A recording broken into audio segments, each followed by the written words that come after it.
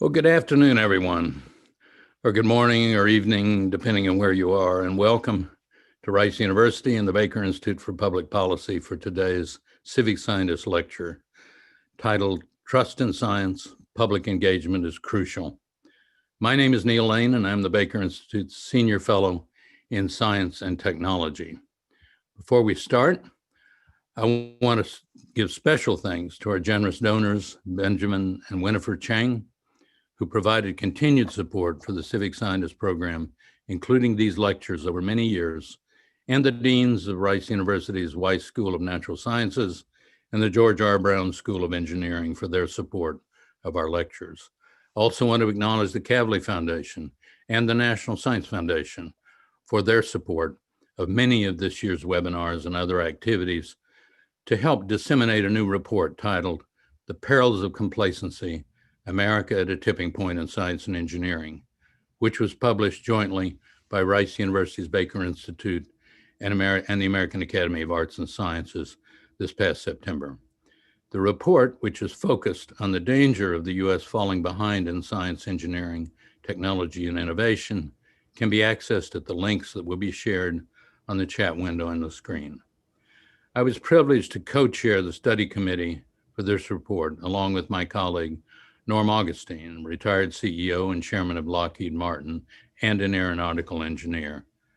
Of course, there are many reasons the U.S. has been complacent while other nations forge ahead, but one has to do with the public's lack of awareness or appreciation of the vital role of science that science and engineering play in growing the economy and improving people's lives.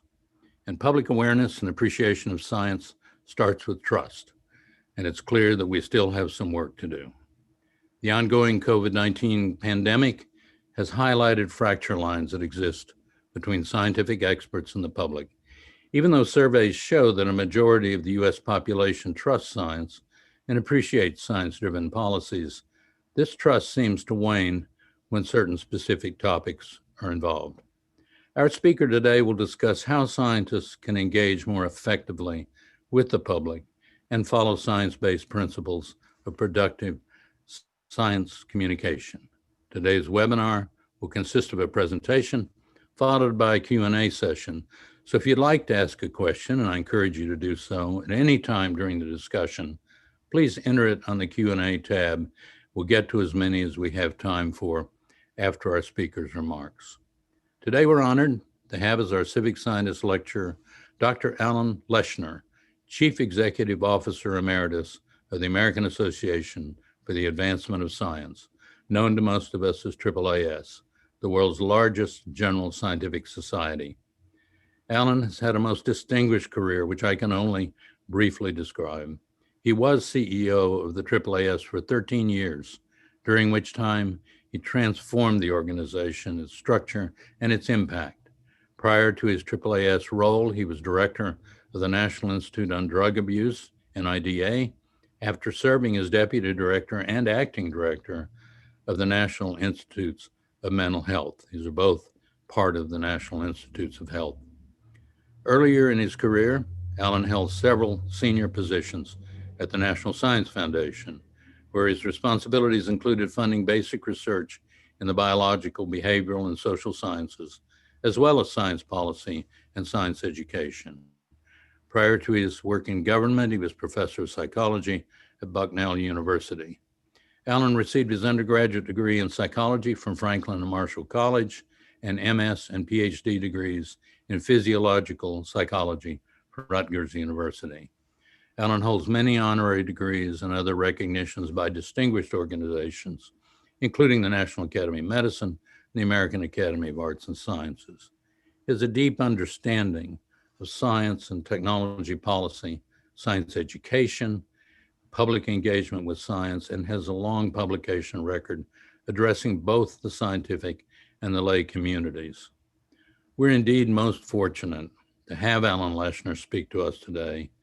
Given his background and experience, I cannot imagine anyone better to help us understand the public and how we as scientists can do a better job of engagement. So Alan, I really want to thank you for joining us this afternoon. The floor, or rather the screen, is yours. Thank you, Neil. It's a great pleasure for me to be here, and thank you for that generous introduction. I'm actually only sorry that my parents weren't here. My father would have been impressed, as they say, and my mother would have believed it. It's a pleasure to be here with everyone. The format is something I still haven't quite gotten accustomed to, but it seems to work in a variety of settings. I'm going to share my screen and run through some slides, after which we'll have a long period of Q&A. Okay, that just didn't work. Okay, I got it. All right. Okay, so this is the title we decided to give it. And as Neil said, there has been a great amount of discussion of late about the issue of trust in science. And mostly it's people complaining, feeling badly that in fact, it appears that there's less trust in science. But to understand it well, you have to look at it a bit more carefully than we have. First of all, is it true? That is there a decrease in trust in science? And when you say that, what's the it? What is it that we're talking about? And then, of course, if it is true, what do you do about it? And that's what we're going to talk about today. So the first question that's obvious is, does the public, in fact, trust science? Well, my answer, it depends on what you mean. Do you mean, does it like, respect, and support science and scientists? We can't do anything without public support. There has to be an audience for the products of our work. Or do we actually mean, do they trust science? Do they follow scientific advice and scientific evidence? That is to say, will they do what we suggest, what we say? Well, overall, as Neil said, the public both likes and has confidence in science and scientists. And it's been studied for a long time. This is actually easy to read. Just look at the green lines and you'll see that since 1970s, some 70% of the public has had strong confidence that the benefits of scientific research outweighs the harmful results. When you add in, you know, does it not cause harm? That's those little light blue bars, you get up over 80%. So the vast majority of the public does believe that science is good for us. This is from a different study done at an organization called NORC at the University of Chicago.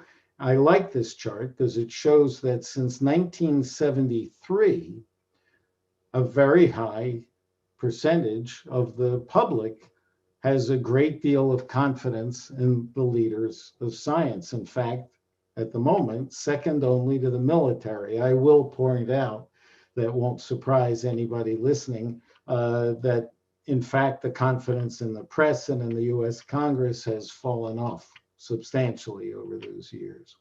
But what about the issue of trust and the use of that word? Well, this is a study done by a group called Science Counts, and it looks at the percentage of people who trust scientists. What do they trust them to do? Well, to tell the truth, if you look at the darker lines, that gets up to somewhere over 70% report their findings accurately. It's when you get down to the question of will they do what their bosses, what their sponsors say, that's where people start to fall off. But it's an overall concept. It's a very broad concept. And I would argue it's difficult to know what to do with any of those data. By the way, in the face of COVID, it's interesting that the public's view of scientists has gone up substantially. This is a recent survey. Actually, it hasn't been published yet. But Science Counts has shown that, in fact, since COVID, people have had a more and more favorable view of science. I think it has to do with the miraculous success in developing vaccines as rapidly as they've been developed. So the answer to the first question, do people trust science? Yes, people generally do. But then things get more complicated when you get to specific issues, particularly controversial ones. That's when the public doesn't seem to trust science so much. Translation, they don't automatically do what we say, what science says. Public doesn't automatically follow the science. And I would argue the main times that it doesn't is when, in fact, the science conflicts with economic or political convenience. Climate change is a great example. The issue here isn't really whether the public believes the earth is warming and that people did it. The issue here is that it's economically and politically inconvenient.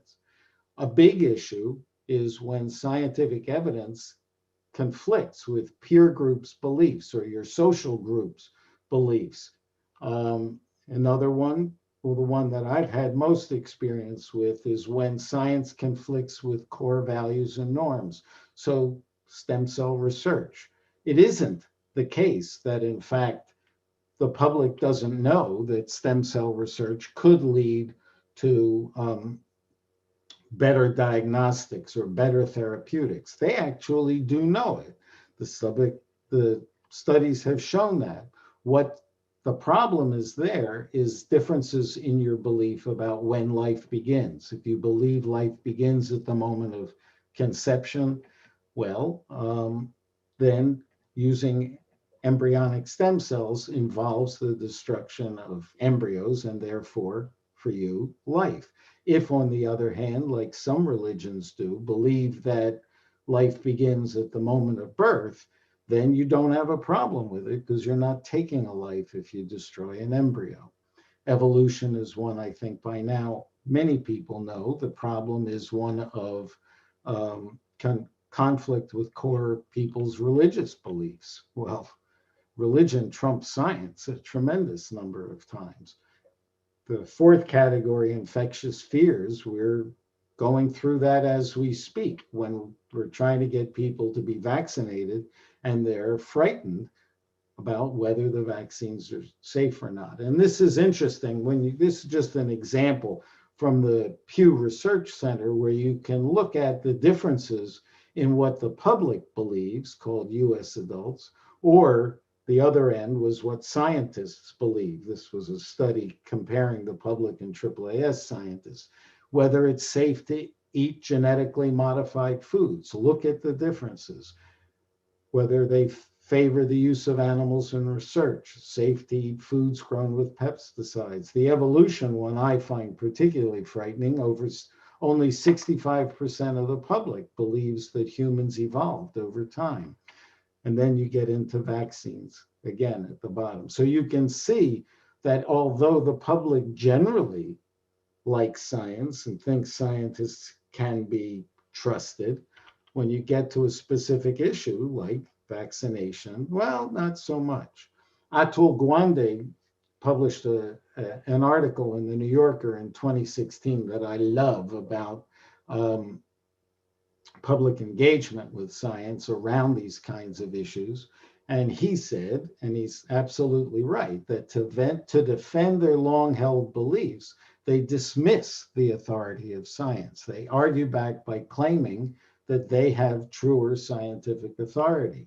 When we were fighting the wars to keep the teaching of evolution out of public science classes or the classes in public schools, in fact, we came up against the argument by the intelligent design people that, in fact, they had scientific evidence. They tried to cloak intelligent design or the teaching of creationism in the cloak of science.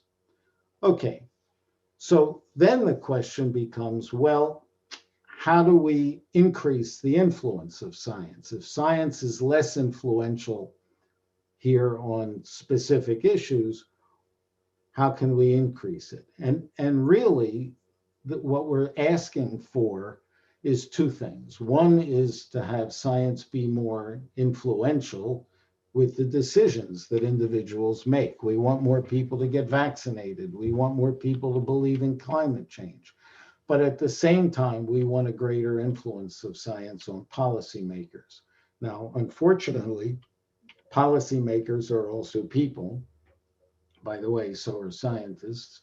And therefore, they bring their own belief system, their own values to the issues. But that notwithstanding, let me move from that. So the first answer you always get is, oh, the poor public just doesn't understand. And what we really need to do is simply to educate the public, to bring their knowledge level up, to teach them what we know, and then they'll agree with us. Well, truth is, you can't just educate our way out of the science society tension or the lack of understanding of or acceptance of what science is saying. They actually understand what we're saying. They don't like it. And if they don't like it, they don't have to do it.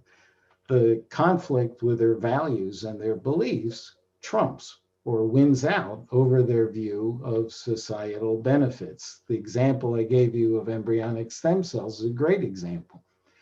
Surveys that were done showed that, in fact, the people knew that they'd get more therapeutics, better diagnostics from embryonic stem cell research, but they didn't like it because it conflicted with their values. And a saying that I came up with a while ago is that only scientists are stuck with what science says. That is, if I violate scientific integrity, it's over for me. My career has been spent in the scientific community, and my credibility is dependent on my sticking to the science. The public can actually disregard, deny, or distort scientific findings with relatively little immediate consequence. And we see that in some of our scientific colleagues as well. I love stories and I love anecdotes, so I can't control myself. One night I was having dinner with a friend who had a PhD in physics. And in the course of the dinner, he kindly said, climate change. I just don't believe it. Well, that for me pushed the tape, right? And I immediately started my speech. 10,000 studies, converging disciplines, all show us, and I went on, and at the end of it, he said, sounds good, but I just don't believe it. And he did not get struck by lightning. If I had denied it, I would, in effect, have been struck by lightning. But the public can say what they say, and we hear politicians do that all the time. We're hearing it with climate change constantly, and they don't get struck by lightning.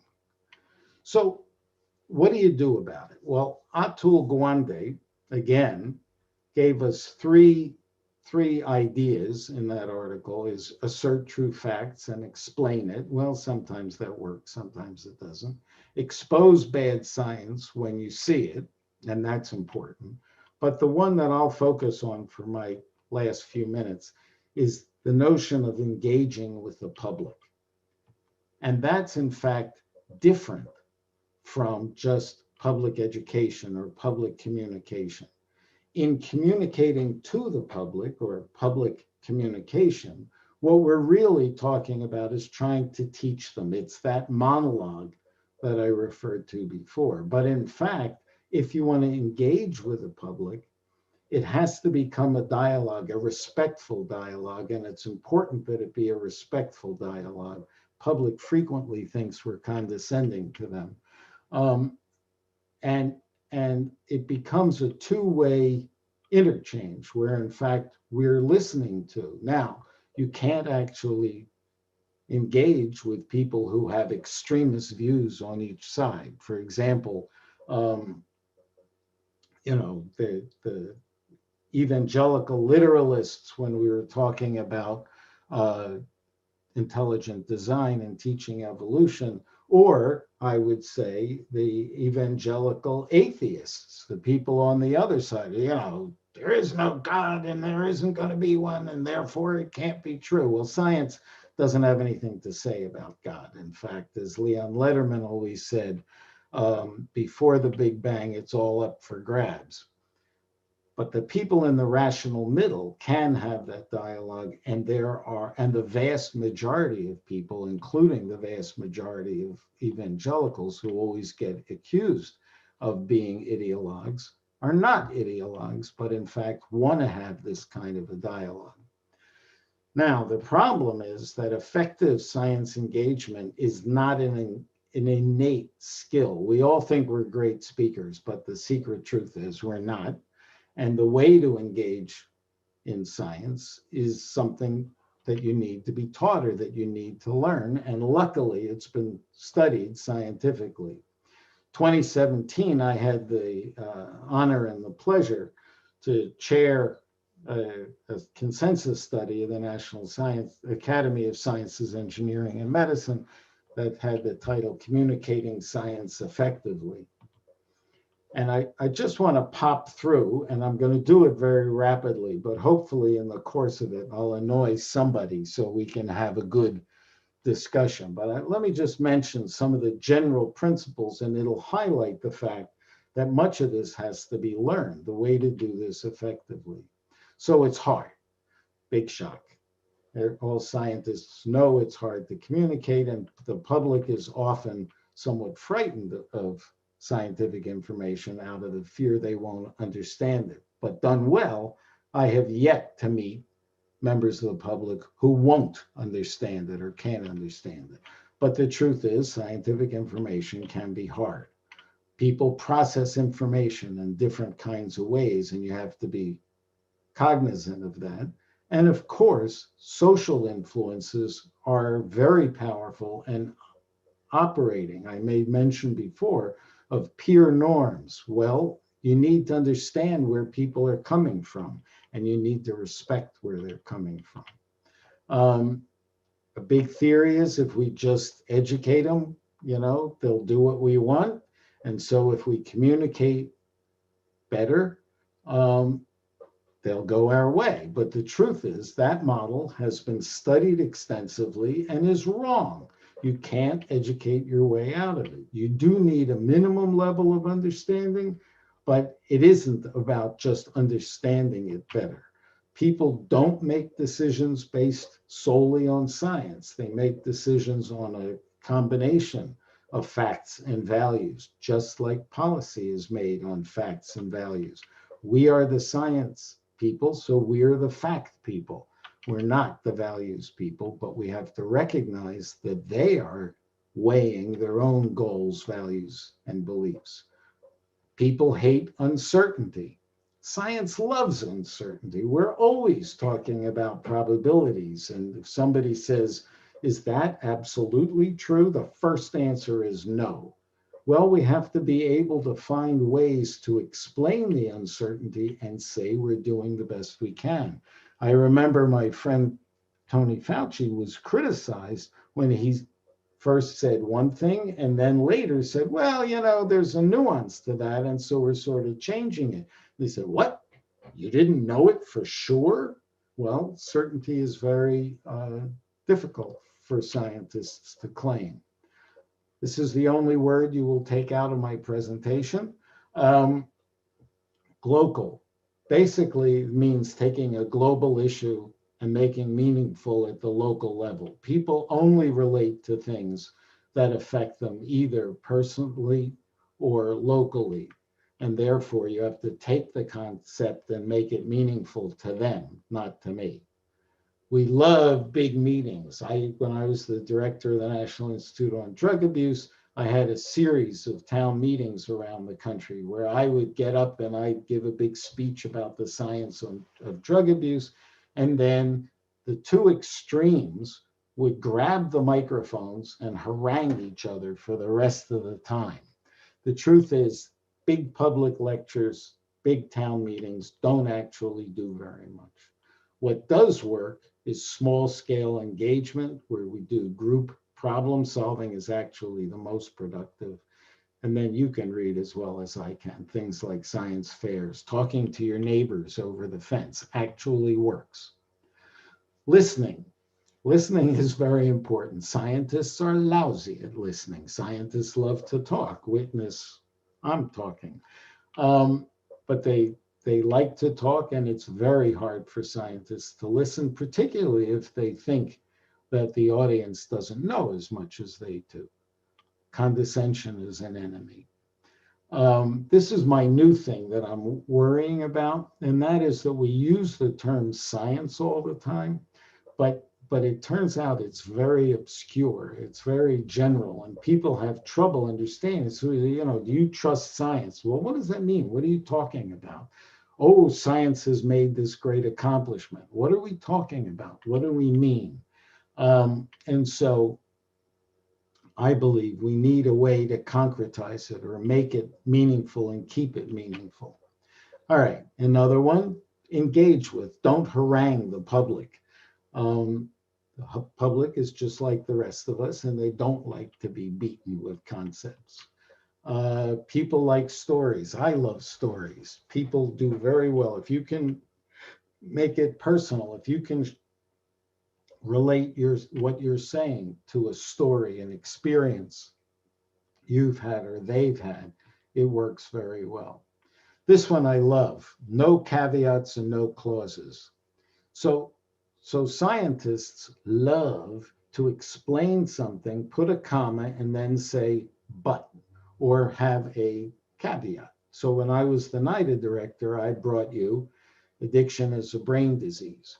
But the truth is, it's not just a brain disease. It's a brain disease expressed in behavioral ways and in a social context. And so I said that all the time. I always said that. Addiction is a brain disease expressed in behavioral ways and in a social context. Nobody ever heard that. And there was great controversy. Luckily, most of that's gone about whether addiction is a brain disease. It is, by the way, but nobody ever heard it. They only heard the sound bites, and I always gave them the nuance that they never heard. Basically, the message I want to give you is we need to do a much better job and a much more frequent job of engaging respectfully in a dialogue with the people we're meant to serve. But we got to do it smarter, and we have scientific principles on which we can base that effort. So I'll stop sharing there, and we can turn to Q&As. Which I think. Thank you so much, Alan. That's a terrific, I know in a very brief time, a terrific summary of an enormous challenge that we all face. Let me just start with a couple of questions. I'm sure we'll have other questions coming in. Again, I encourage our audience, which is quite large, I'm happy to say, including some very distinguished scientists and policy folks. So I encourage everybody to submit some questions. But let me, so I have several, and I want to start with something you said about science. So I wrestled with this issue as well. Some people think of science as, I don't know, the science class they had in the fifth grade or something. I mean, it's so disconnected from, in some people's minds, from the everyday world, local or otherwise. But if one is too specific about pinning the science to something, you quite quickly move into more controversial areas, and it's then increasingly difficult to get somebody to listen. So constructing that discussion where you don't lose the science, but you connect it with the audience is still a big challenge. I don't know if there's a silver bullet there, but what could you say about that? So I'm not all that bright, and I went to hear a lecture on gravity waves, and the guy gave the talk. It was a great talk, very entertaining. At the end of it, I went up to him and I said, I actually don't know what a gravity wave is, and I just listened to your fabulous talk. And he said to me, we don't really know what gravity waves are either. It's a concept, and we know that. And the truth is, people don't need to understand great detail about anything in science. They really don't. They need to have, first of all, an understanding of what science is and what science isn't. We need to have an understanding of what the limits of science are. But then I think if you can describe a general phenomenon or general phenomena and bring into it, by the way, a little bit about the processes of science, that it's much easier to educate people. You know, think about it as you need to explain what you do to your mother. My mother was very bright, but my mother was not a scientist. And she would frequently say to me, "What are you talking about?" And because she was bright, she'd push on it. And the truth is, once you can explain it to your mother, you got it, and then you can explain it to other people, assuming your mother isn't a scientist. I loved your example, your anecdote about explaining so carefully to a friend, and then in the end, him or her just saying, I still don't believe it." Yeah. You know, I remember teaching under, of course, teaching was one of the great loves that we all have. And I had a student come up saying, I took this course because I hated physics, but my father encouraged me to do it. And I just want you to know that I really appreciate the class. I still hate physics, but I can see that you don't. So maybe it was some kind of reasonable contribution. Let me ask a different kind of question. You mentioned evolution, of course, which is a historical example of the conflict here. So it's been a long time. It's not clear we really made much progress. And so I just want to use that as an example to say, what did we do? What was our responsibility as scientists? What did we do wrong? Did we not understand that we had a responsibility, or we did, but we didn't know what to do about it? Or we didn't know these things that you articulated about how to communicate with people? Um, uh, how would you describe sort of our lack of progress in this area, to the extent that we haven't had enough? So it's hard to there is no silver bullet, by the way, and therefore there's no silver anti-bullet. There wasn't a bullet. It's a simple bullet that has made it so difficult, except that many scientists should not be let out in public, first of all. That is to say, it's a learned skill to communicate effectively with the public, and and to communicate with different audiences. I, by the way, personally love retirement communities. I love to go give talks to retirement communities. First of all, you know, they don't have that much to do, so you get a large audience. Secondly, they're often very smart people who really want to think about these more, you know, sort of abstract issues that we always bring, but you got to know who the audience is. I think scientists have tried for years, and where the mistake has come is in believing that you can just educate your way out of it. If I just explain to you about DNA, you will get genetics. No, you won't. You're not going to get it. I had a wonderful experience with Bill Danforth, who was the chancellor at the Washington University in St. Louis. And when I first got to AAAS, I went to see him, and he said to me, "Well, what would you like? What are the things you want AAAS to do?" And one of them, I said, was public understanding of science. And he looked at me and he said, "What are you talking about? What do you actually want?" And he just pushed on me until it came down, frankly, to me confessing that a large part of it was getting people to follow the science.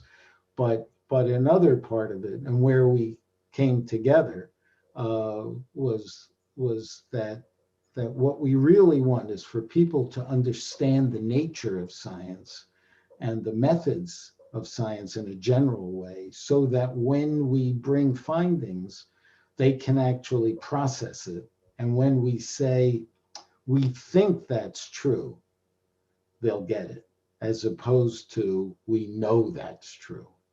Does that help? Yep. A So little let me take some questions from our audience. Lots of questions coming in, and these are some that would come up right away. So, of course, several people are saying great talk, and so I thank you again, Alan, for Thank giving you. a talk as you always do. So the question is how to promote the balance between trust in science and healthy skepticism. So this particular question attendee says, I've grown concerned about people who just believe in science without questioning it.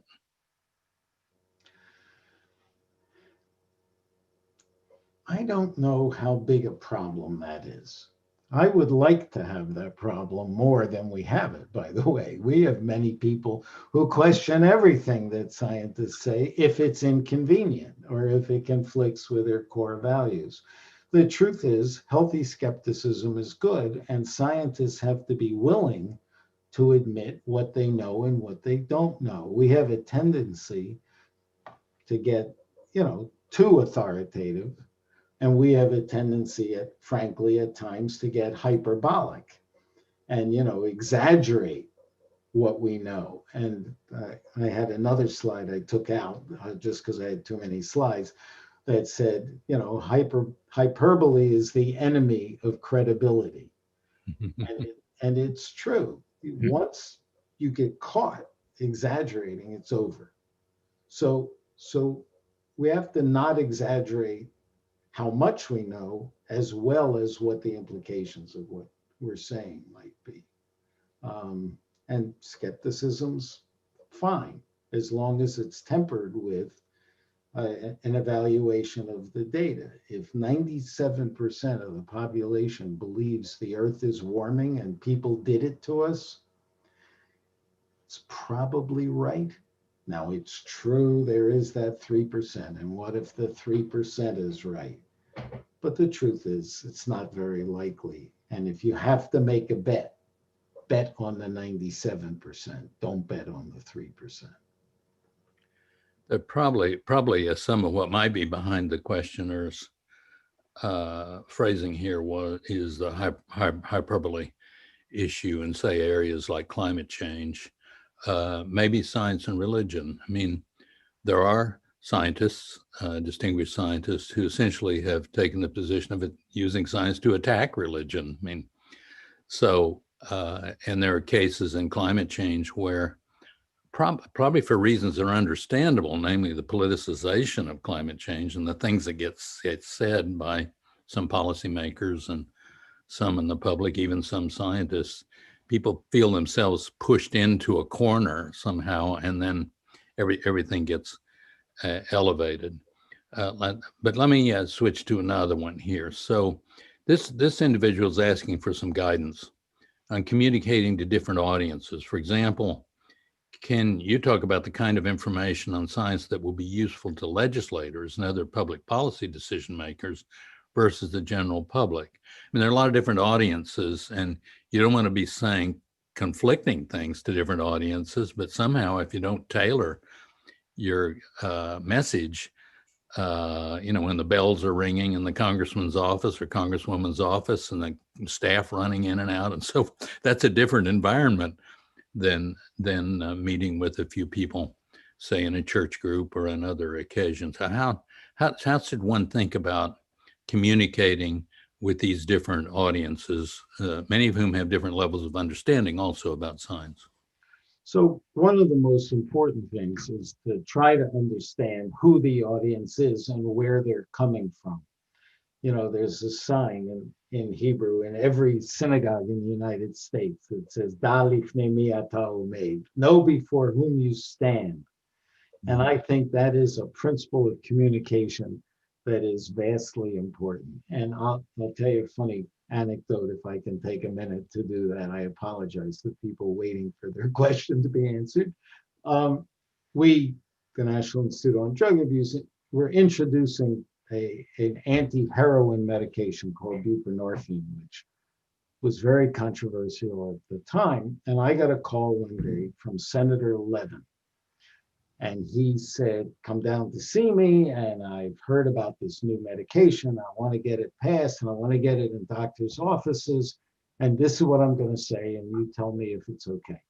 And he said, I'm going to get up, I'm going to say, we have this new anti-heroin medication, and it blocks heroin, and it's going to work and save all these lives. And I said, Senator, you can't quite say that. You gotta, it's a partial agonist, and it really has a ceiling effect. And I went on, and at the end of it, he said, oh, okay. The next day, he walked on the floor of the Senate and he said, NIDA wants to introduce into doctors' offices this new heroin blocker. It's really fabulous.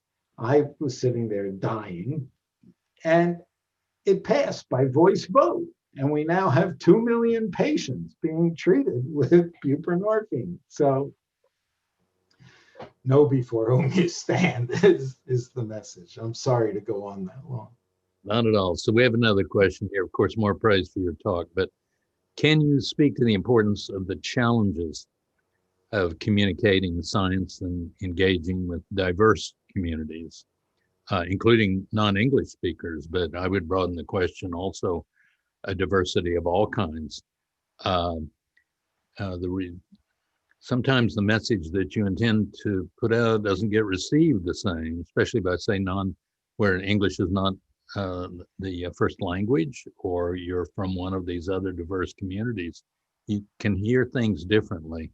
What about, again, it's back to your point about know who your audience is, but is there more you would like to say about this? Well, I'll tell you, the thing I've learned about speaking to a foreign audience, particularly if you're being translated, is speak slowly. And secondly, they don't think you're funny. So I grew up in the Catskill Mountains in New York, where all the Borscht Belt comedians were, and I love being funny or trying to be funny. I have had many experiences in other countries where the audience is sitting there with a blank stare, like occasionally I get here. But again, it gets back to that principle of know before whom you stand, and try to get an understanding and relate to people on their own terms, not on our terms, on their terms, and use examples that they can resonate with, not just examples that we can resonate with.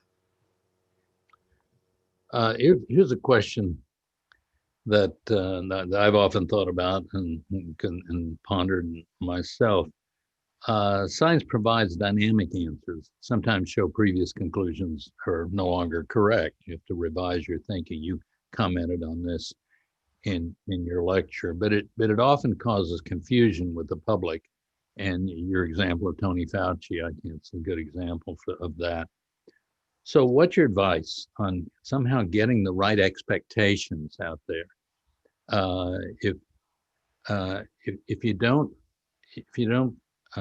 speculate a bit about the potential impact or the potential of this discovery, or how important it is in people's lives, or just in general in advancing our understanding of the universe,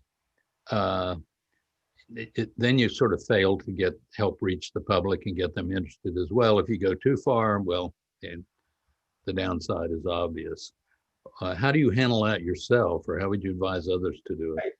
I think humility is a good trait. That is, start out by, if you don't really know, that is, if you're pretty sure, find a way to say that. That is, say, we don't know this definitively, but we have a lot of evidence that's pointing in this direction. And therefore, we believe this, or we accept this to a large degree. If you get too definitive and say the answer is brum, then you're in trouble. But because it may not be. But if you're sort of honest about it, I think it works. I can't guarantee that, I'm sorry to say, but I think it does work. Science is a broad term, and scientific developments have been embraced by the public, as you point out. Which of the scientific topics are the most difficult to deal with? You mentioned several by way of examples, but your personal experience, so what are the hardest, and how have you tried to tailor, I guess, your presentations, your discussions to deal with the challenges that you've had in real life?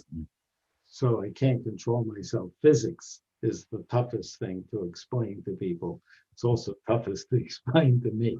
But usually it's things that conflict with their religious beliefs or their core values, and things that challenge their core beliefs or their core values. Politicians, it's usually issues that are politically hot or are economically expensive. But again, it's different audiences. One way to approach it is to ask them, what do you think? And then actually listen and have a conversation based on that. My experience, people will tell you, this is my problem with that, and it conflicts with my belief of X or Y. And then you got to see if there's a place of common ground. There won't always be common ground, and you just got to accept it when there isn't. One of the things that AAAS has done very successfully is AAAS has a program called the Dialogue on Science, Ethics, and Religion. And at one time, it was extremely controversial because people thought it was bringing religion to science. But the truth is, it's helping to bring science to religion, and it's turned out to be a great program. For example, they teach, they've developed curricula for seminaries, evangelical seminaries, on how to discuss science with the public. And the content that they're using are not the most controversial. So you never start with the most controversial issues. Find the issues that you can actually talk about, and then eke your way on, work closer and closer to some of those other tough issues. Find the common ground first, and then work your way broader. So, Alan, you make the point that learning how to engage the public is a learned skill. I mean, it's a skill that is developed. So this question really important. They're all really very good questions. But how can we as educators help train students who are busy learning all about science, which, as you said early on, is already hard? How much of this should we try to do, and how do we go about helping students understand these issues that you're talking about and start to develop these skills? So when I was a student, it was considered heresy to want to communicate with the public. You were supposed to keep your nose to the grindstone and pump out papers. But I studied hormones and behavior. You can imagine every time including premenstrual tension. So you can imagine every time I published a paper, I got asked to give a talk to the public, or I was called by a reporter. And many of my colleagues criticized me for it, saying I was wasting my time. Maybe I was. But in fact, public engagement communication is a learned skill. For people who are interested, there are training courses. The Alan Aldous Center at Stony Brook does a fabulous job working with people about how to communicate, how to engage with the public. AAAS has a variety of programs around public engagement. But also in typical universities, the first thing I would do is stop criticizing people who do it. And it's interesting, it's the older generation that seems to have a problem with it. Young scientists all want to communicate more with the public. They think it's good to do it. And there are groups. Our friend Jane Lubchenco developed a fellowship program, the Leopold Fellowship Program, where people can learn how to do it. But they're also on websites. AAAS has one. The National Academies now has develop some sites on how to communicate with the public. And so you you don't need to take a semester-long course in order to do it. But I would recommend that people go to one of these sites and just look for the sort of principles. You don't have to look at the detail. You should look at the detail, but you don't have to. Try to get a handle on some of the fundamental principles of effective communication and then implement them. So here's one that's right in the middle of your discipline, I guess. What is the role?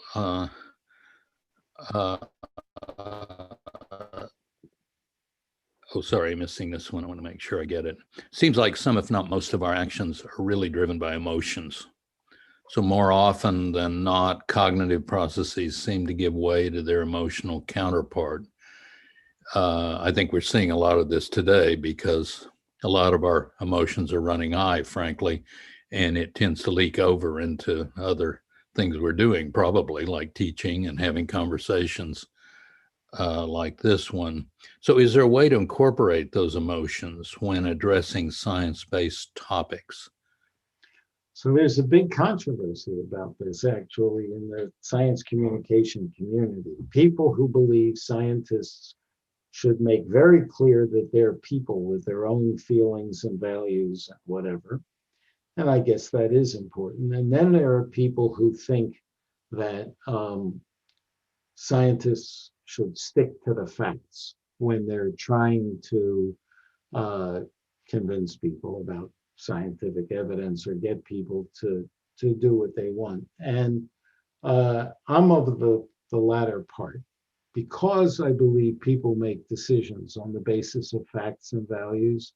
If you want to be credible as the fact person, you can't go past the facts. So when I was running drug abuse, I was asked 5 times a month, what did I think about legalizing marijuana? Or what did I think about marijuana for medical purposes?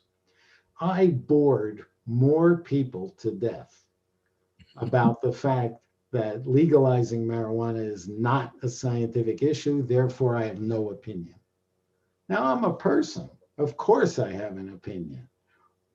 But if I express my opinion, I lose my credibility as the fact guy and I become just another person.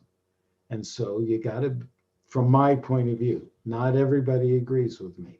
Many people think that it's inevitable that your stuff's going to leak out and color it. I just hope it won't. So here's another excellent question that we could talk a long time about. What is the role of the scientific community, and each of us as scientists, I'm sure, in countering information that crowds scientific knowledge out of people's minds, such as religion or political belief? Do you think science should directly confront these beliefs? I mean, your example is right along these lines. What do you say, Alan, about our responsibility as human beings in a society we want to be contributing to in some positive way? So I think if somebody openly violates the integrity of science, particularly an important person, a policymaker violates the integrity of science, we as the scientific community have an obligation to stand up and call them on it. We cannot let it pass. If we let it pass, we have accepted it. Now, how do you do it?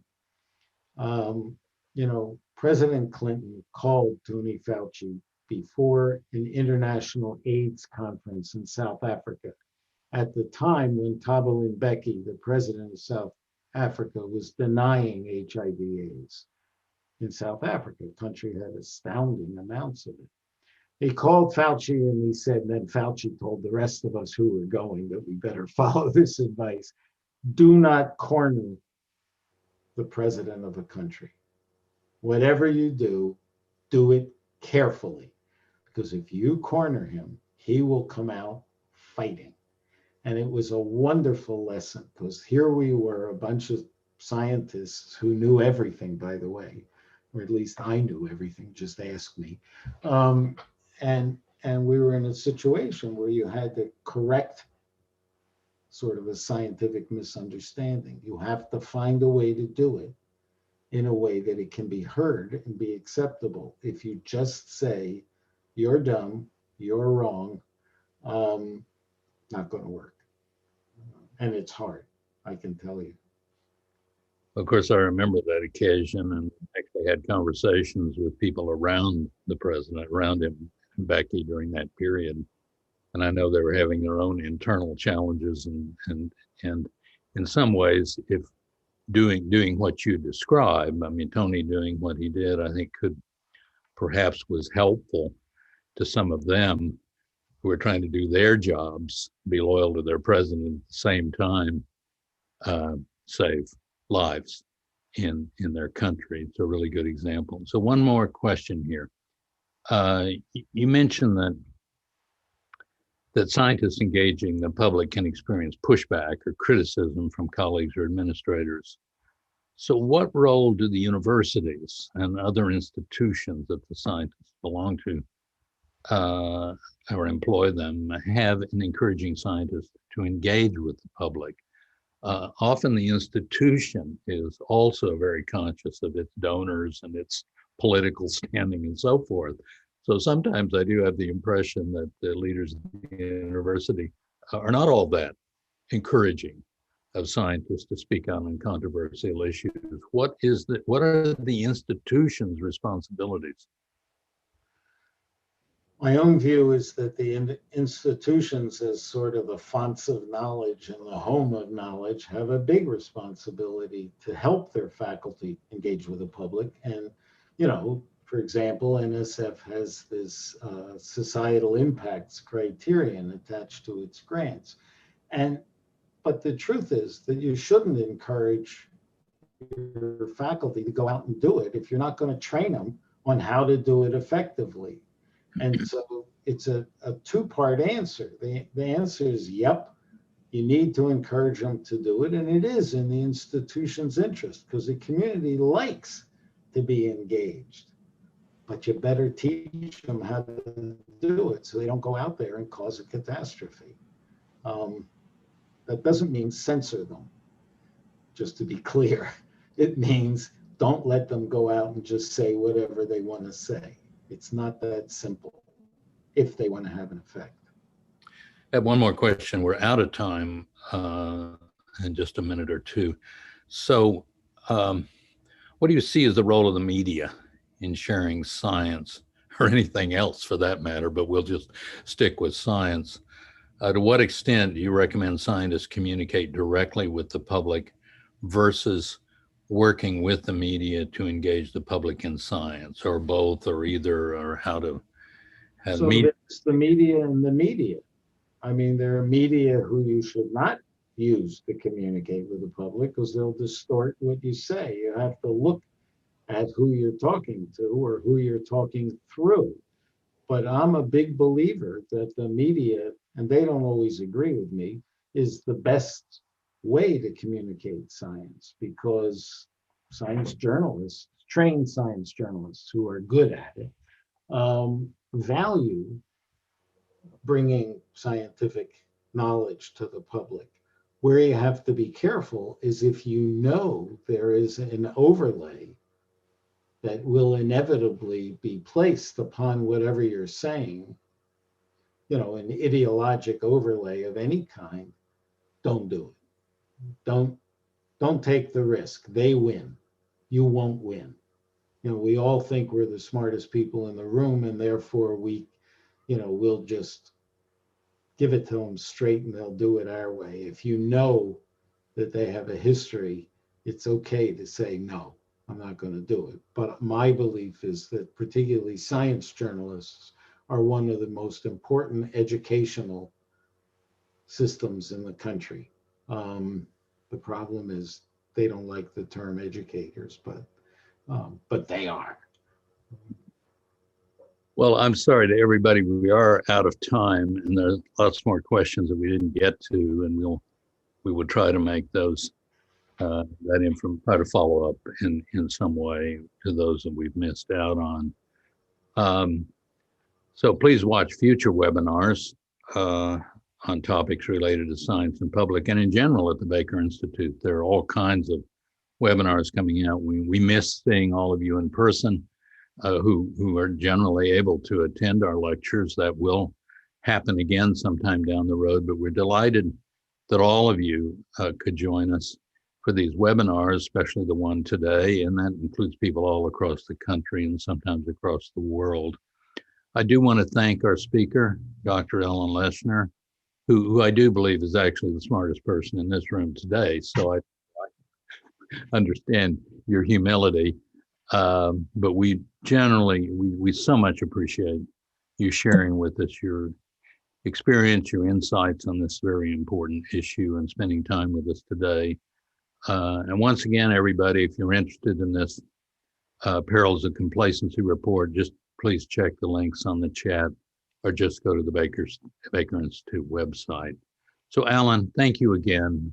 We're indebted to you for this extraordinary presentation and sharing information to all of us, which hopefully we will take home and do something positive with. Well, thank you for having me. It was a great pleasure. Have a great day. Stay well, stay safe, stay warm. We're freezing here in Houston, and the same to all of you in our audience. Thank you so much for joining us, and have a great day.